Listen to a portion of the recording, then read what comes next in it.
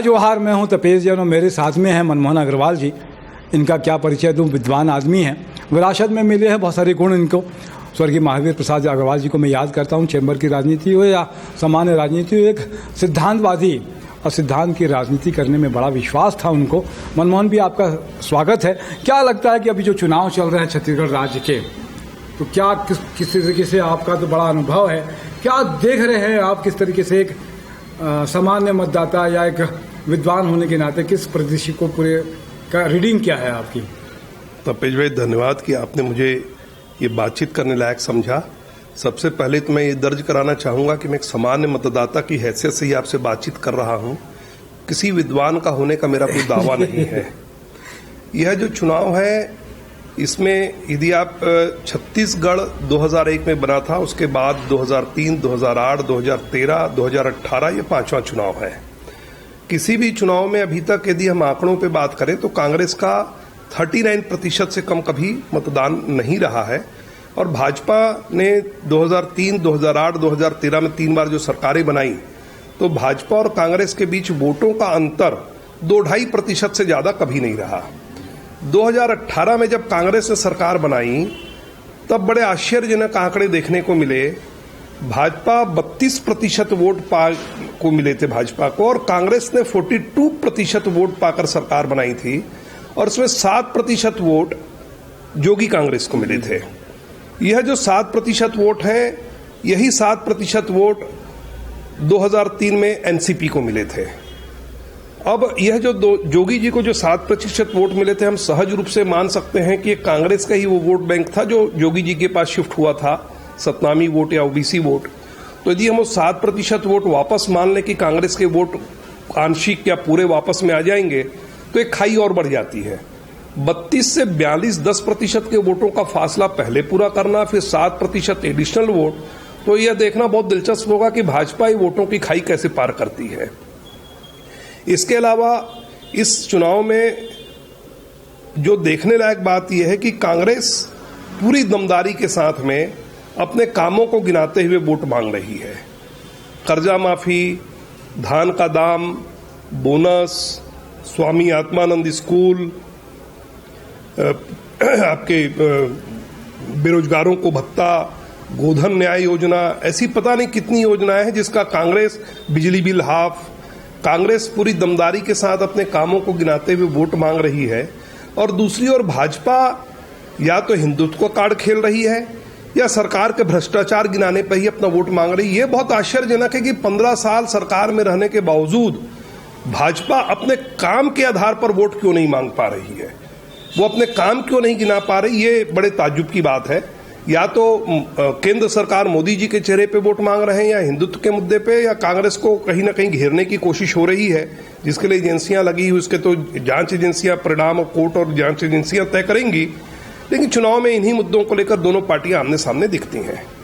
मेरे पास में एक और भी चीज़ है कि जैसे आपने कहा कि वोट परसेंटेज जो चेंज होता है 7%, तो उसको अभी भारतीय जनता पार्टी ने कुछ पार्टियां और कुछ प्रत्याशी कि कांग्रेस के बागी हो जाए, या कुछ पार्टियां, मैं नाम नहीं लेना चाहता, 4 से 5 पार्टियां उन्होंने गठित की है कि आदिवासी जो कांग्रेस का परंपरागत वोट है, ओबीसी है, और इसके अलावा सबसे बड़ी बात यह है कि मैं जो खबर लगी है कि एक ईसाई पार्टी भी, जिसको बनाया गया है कि कांग्रेस के वोट को काटने के लिए इसको फंडिंग कर रहे हैं, उनका मैनेजमेंट यह है कि इवेंट की तरह से ले रहे हैं, और इन पार्टियों को बड़ी तादाद में बड़ा पैसा भी दे रहे हैं और इनको मदद भी कर रहे हैं।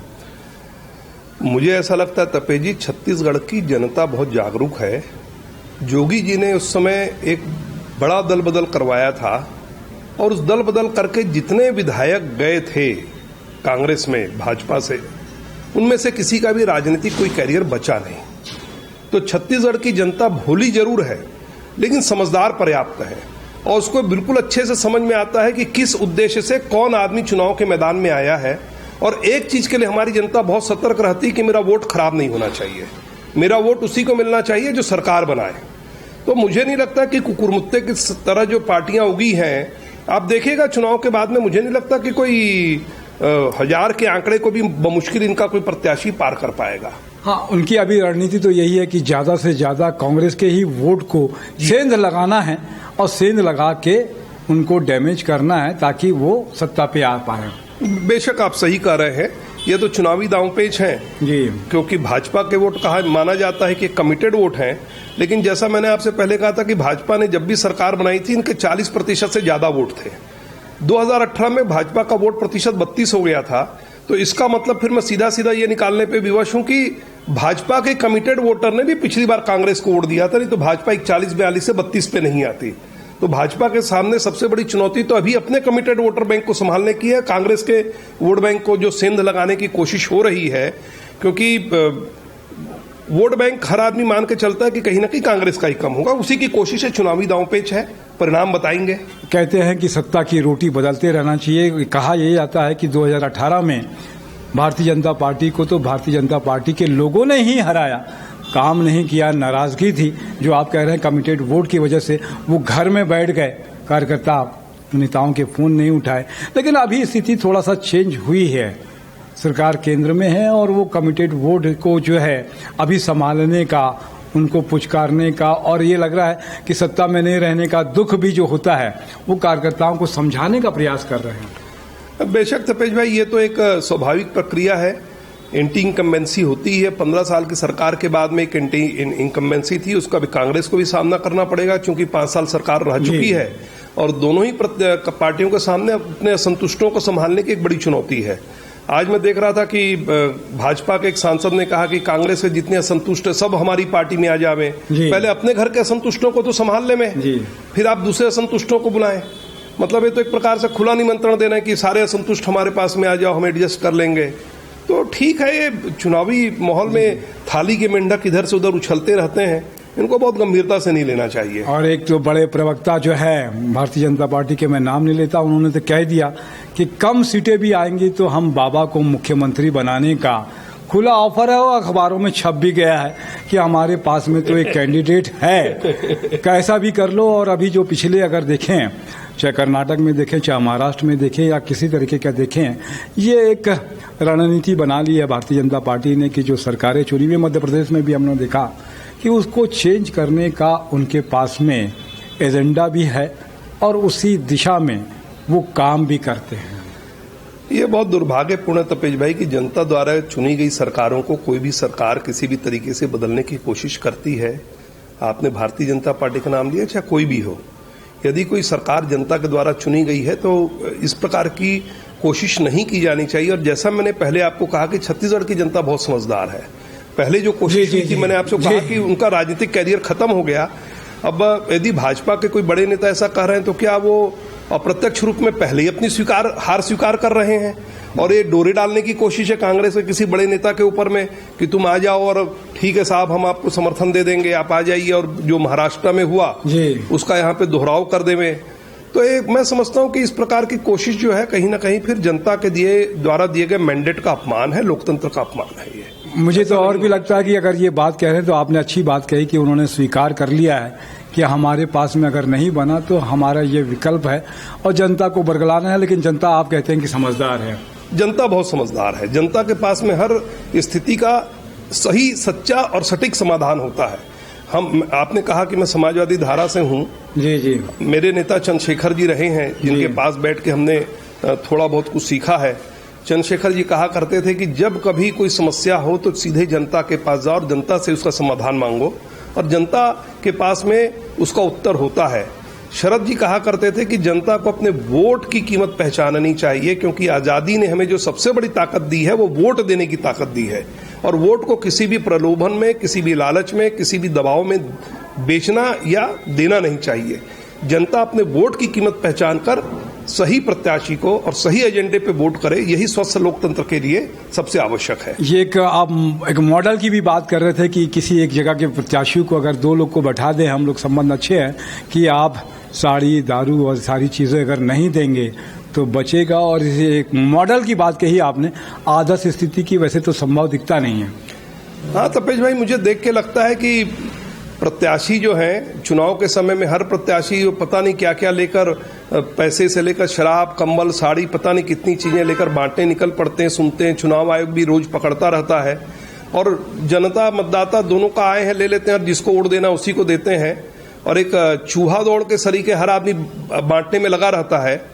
चुनाव की सुनते हैं कि मतदान की पहली रात कत्ल की रात होती है, जिसमें हर आदमी इस दौड़ में कौन आगे निकल गया। तो यदि कोई ऐसी स्थिति बन जाए कि दोनों प्रत्याशी आपस में बैठ के बात कर लें कि साहब ना तुम ये सब करना ना हम सब करेंगे और हम अपने मुद्दों पर वोट मांगेंगे, तो शायद दोनों के बहुत पैसे बच जाएं। और जब आप इतने पैसे बांटकर और विधानसभा या संसद की सीढ़ियों पर झूठा शपथ पत्र देकर कि मैंने चुनाव में 40 लाख खर्चा किया है, लिमिटेड खर्चा किया है, तो आप तो पहला जब कदम रखते हैं तो झूठा शपथ पत्र देकर कदम रखते हैं। और फिर बाद में वो आजकल एक शब्द है रिटर्न ऑन इन्वेस्टमेंट, ROI। आपने जो इन्वेस्टमेंट किया उसका रिटर्न के लिए, जिनके लिए पैसे लिए उनको लौटाने के, तो एक दुष्चक्र में कोई भी विधायक हो, सांसद हो, पड़ जाता है। तो इस दुष्चक्र से निकलने के लिए शायद ऐसा यदि संभव हो सके तो मुझे लगता है कि बहुत अच्छा होगा। आपने एक आदर्श बात कही और देश का लोकतंत्र का एक बड़ा पहलू जो है, नकारात्मक पहलू यही है कि इस चुनाव में जिस तरीके का धन व्यय होता है या इन्वेस्ट होता है, उसको वापस लेने के लिए उसी जनता के पैसे पर डकैती भी होती है और चोरी भी होती है और सुविधाएं लोगों को नहीं मिल पाती है। मनमोहन भैया, ये बड़ी बात है और इसको समझना और समझने के लिए आप कहते हैं कि जनता समझदार है, तो समझेगी जनता धीरे धीरे। जनता समझदार है, जनता समझदार है। उसके सामने यदि राजनीतिक दल तय करके आए कि हमें सही मुद्दों पर स्वस्थ तरीके से चुनाव लड़ना है, तो मुझे लगता है कि जनता पूरा सपोर्ट करेगी। क्योंकि हमने ऐसे भी इलेक्शन देखे हैं, महासमुंद से पुरुषोत्तम कौशिक जी ने चुनाव लड़ा था, जिनको जनता ने चुनाव लड़वाया था। शरद यादव जबलपुर की जेल में रहते हुए चुनाव लड़े थे, जब जनता चुनाव लड़ती थी। लेकिन जरूरत है इस बात की कि प्रत्याशी भी ऐसा हो और जिस दल से हो वो दल भी उतनी शुचिता का पालन करे। यदि आप जिसको कहते हैं कि गलत हथकंडों का पालन करता देखेंगे तो जनता कहती है ठीक है, आप गलत हथकंडों का पालन कर रहे हैं तो हम भी बारात का मजा ले लेते हैं। अच्छा, तो बाराती नहीं बनना है, जनता को ये बात कह दूं मैं। किसी भी प्रलोभन में, हालांकि चुनाव आयोग जो है लगातार इस बात को कहता है और वो निष्पक्ष भी होते हैं और बहुत सारा काम भी करते हैं। उनका काम ही है कि अच्छे ढंग से चुनाव, निष्पक्ष ढंग से चुनाव हो। कई बार कहते हैं कि किसी भी प्रलोभन में पड़कर अपना मत मत बेचिए, अच्छे से दीजिए। और दूसरा कि मत आपका अधिकार तो है, लेकिन कर्तव्य भी है। सबसे पहले वोट डालना ही चाहिए बिना किसी प्रलोभन में फंसे हुए।